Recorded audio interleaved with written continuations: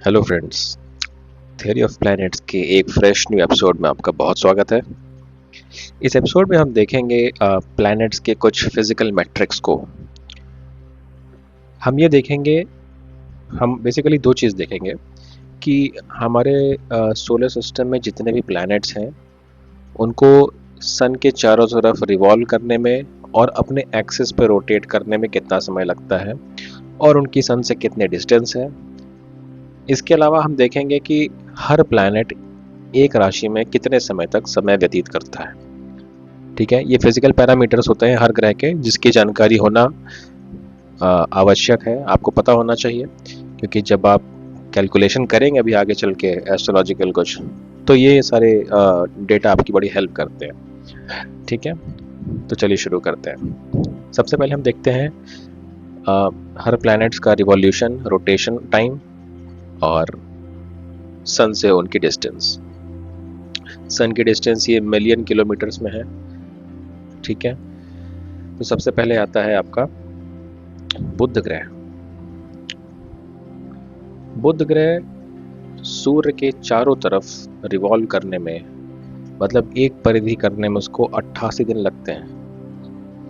ठीक है, अपनी धुरी पे घूमने में इनको 59 डेज का समय लगता है। जैसे अगर आप अर्थ का रेफरेंस लें तो अर्थ को, जैसा कि हम सब जानते हैं, 365 दिन लगते हैं सूर्य के चारों तरफ एक चक्कर काटने में। ठीक है, और 24 घंटे लगते हैं पृथ्वी को अपनी धुरी पर एक चक्कर पूरा करने में। इसी तरह मरकरी को सूर्य के चारों तरफ जाने में 88 दिन लगते हैं और अपनी धुरी पे घूमने में एक बार पूरी तरह से 59 दिन लगते हैं। शुक्र ग्रह पे आते हैं।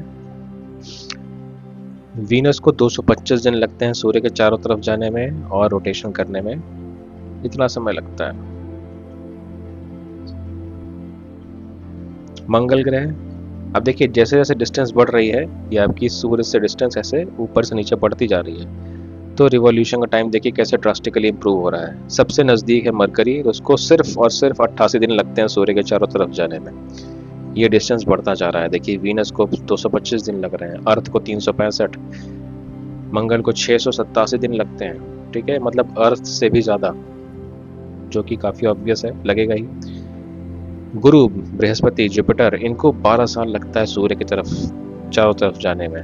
ठीक है, 10 घंटे में हालांकि अपने एक्सेस पे घूम लेते हैं ये और शनिदेव दोनों, लेकिन सूर्य के चारों तरफ जाने में इनको 12 साल लगते हैं, शनिदेव को 19 साल लगते हैं। ठीक है, शनिदेव स्लो प्लैनेट है, बड़े आराम से चलते हैं, इनकी कैरेक्टरिस्टिक है यह स्लोनेस ना। तो यहाँ पे एक फन फैक्ट, मतलब फन फैक्ट तो नहीं कहेंगे लेकिन एक फैक्ट आपको बताता हूँ। आपने सुना होगा कुंभ मेला जो लगता है, हर 12 साल पे जो महाकुंभ लगता है, वो 12 साल क्या है आपके, वो यही है। हर 12 साल में जब जुपिटर आपका गुरुदेव एक अपना रिवॉल्यूशन सन के चारों ओर पूरा कर लेते हैं, तो उसी समय माघ मेले का आयोजन होता है, सॉरी कुंभ मेले का आयोजन होता है। ठीक है, बाकी डिस्टेंस आप देख ही रहे हैं कितनी बढ़ रही है। सबसे नज़दीक आपका देखिए बुध ग्रह है, वो भी 58 मिलियन किलोमीटर दूर है सन से। अब मल्टीप्लाई कर लीजिए कितना है, 1 मिलियन किलोमीटर को आप 10 लाख लगा लीजिए, 10 लाख का 58 से मल्टीप्लाई कर लीजिए, इतने किलोमीटर आपका बुध ग्रह है सूर्य से, और ये डिस्टेंस बढ़ती ही जा रही है। यूरेनस नेपट्यून को देखो तो चक्कर आने लगते हैं, कितने दूर हैं ये सब, कितने दूर है, कितना रिवॉल्यूशन टाइम लग रहा है। देखिए 84 ईयर्स लगता है यूरेनस को रिवॉल्व करने में, 84 ईयर्स, आप समझ सकते हो। एक आम आदमी पैदा हो मर भी जाए लेकिन यूरेनस का रिवॉल्यूशन कंप्लीट ना हो। Neptune 165 years. Just imagine Pluto को कितना रहा होगा। प्लूटो तो अब अपने सोलर सिस्टम में है नहीं, तो आप इमेजिन कर सकते हो कि वो कितना होगा। 165 ईयर्स है तो उसका 200 प्लस ही होगा। ठीक है, तो ये था आपका रिवॉल्यूशन और रोटेशन का डेटा सभी ग्रहों का। अब एक चीज़ और बड़ी इंपॉर्टेंट है, जो है हर राशि में कौन सा ग्रह कितने समय रहता है। तो बड़ी जल्दी जल्दी पहले मैं आपके लिए पढ़ लेता हूँ। सूर्य जो होता है एक राशि में 1 महीने के लिए रहता है। ठीक है, हर महीने सूर्य राशि बदलते हैं। ठीक है, आपने सुना भी होगा कि सूर्य अब इस राशि में जा रहे हैं, सूर्य का इस राशि में प्रवेश हुआ, इस राशि से निकल के दूसरी राशि में जा रहे हैं। ठीक है, तो ये लगभग 14-15 तारीख के आसपास होता है सूर्य का दूसरे राशि में जाना। और इसको संक्रांति कहते हैं। सूर्य जब किसी दूसरी राशि में प्रवेश करते हैं तो उसको संक्रांति कहते हैं कि सूर्यदेव अब मेष से वृषभ में संक्रांति कर रहे हैं। ठीक है, तो अब जैसा कि आप जानते हो कि 14 जनवरी को हम क्या करते हैं, मकर संक्रांति मनाते हैं ना। तो वो क्या है मकर संक्रांति? मकर संक्रांति यही होता है क्योंकि 14 जनवरी को, जैसा कि मैंने आपको बताया, 14-15 तारीख के आसपास सूर्य अपनी राशि बदलते हैं। तो उस वक्त सूर्यदेव धनु राशि को छोड़ के मकर राशि में प्रवेश करते हैं। ठीक है, सीक्वेंस आपको याद है ना राशियों का। तो धनु आपकी 9 नंबर की राशि होती है, मकर आपकी 10 नंबर की राशि होती है। तो हर साल 14 जनवरी के आसपास सूर्यदेव धनु राशि छोड़ के मकर राशि में प्रवेश करते हैं। इसको बड़ा शुभ माना जाता है, इसीलिए इसको हम सेलिब्रेट करते हैं। ठीक है, इसी तरह चंद्रमा जो है, इनको 2.25 दिन लगता है एक राशि बदलने में। समझ गए? चंद्रमा हमारे एकदम पास है और सबसे फास्टेस्ट प्लैनेट यही है। ठीक है, चंद्रमा को आप कह सकते हो 2.25 डेज लगते हैं। 2.5 दिन में, 2.25 दिन में ये अपना एक राशि में स्टे कंप्लीट करते हैं। बुध को 27 दिन लगते हैं एक राशि में, एक राशि से दूसरी राशि जाने में बुध को 27 दिन लगते हैं। शुक्र को 1 महीने लगते हैं, सूर्य की तरह ही लगभग। तो इस तरह आप याद कर लीजिए कि सूर्य और शुक्र का हर राशि में रुकने का समय एक है, 1 महीना। मंगल ग्रह को 45 दिन लगते हैं। ठीक है, गुरुदेव को 1 साल लगता है एक राशि में, और शनिदेव को 2.5 साल लगते हैं एक राशि में। राहु केतु को 1.5 साल लगते हैं एक राशि में। तो राहु केतु के लिए आप ये कह लीजिए 12-6-18 मंथ। राहु केतु एक राशि में 18 मास तक रहते हैं। शनिदेव एक राशि में 30 महीने तक रहते हैं, माफ कीजिएगा।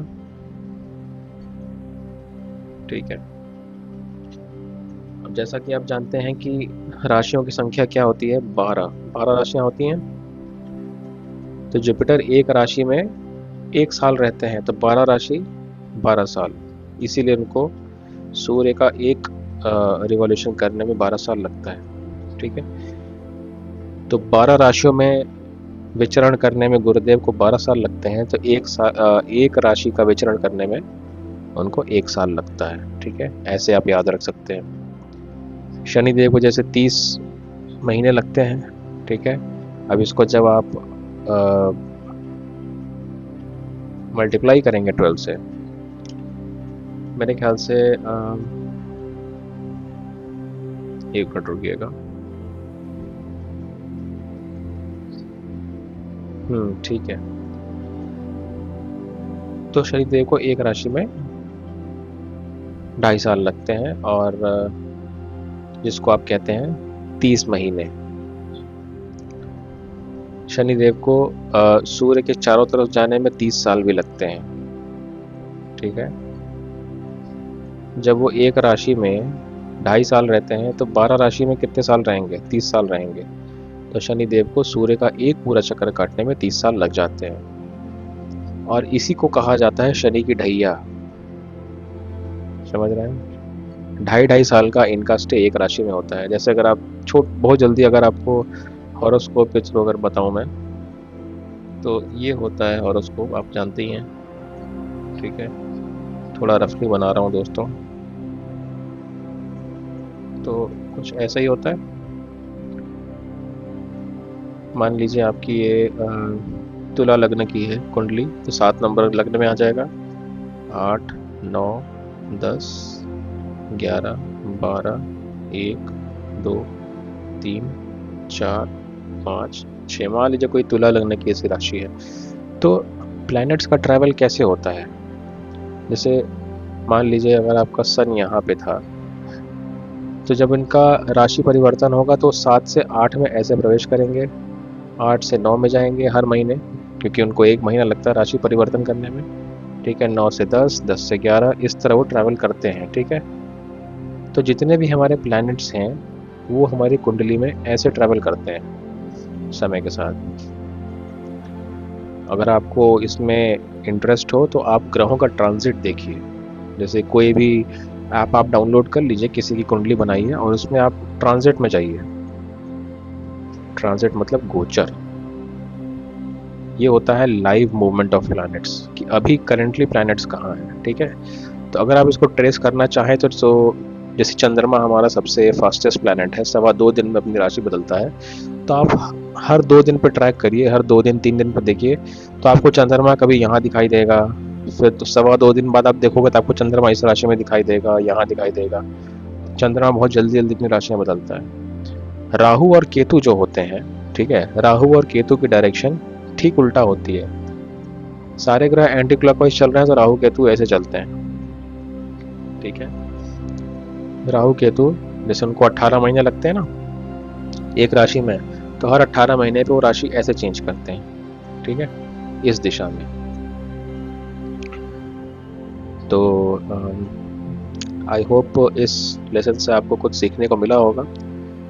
अगर आपको अच्छा लगा हो तो प्लीज़ वीडियो को लाइक ज़रूर कीजिए, जैसा मैं हमेशा कहता हूँ। और मिलता हूँ आपसे अगले वीडियो में। हरे कृष्ण।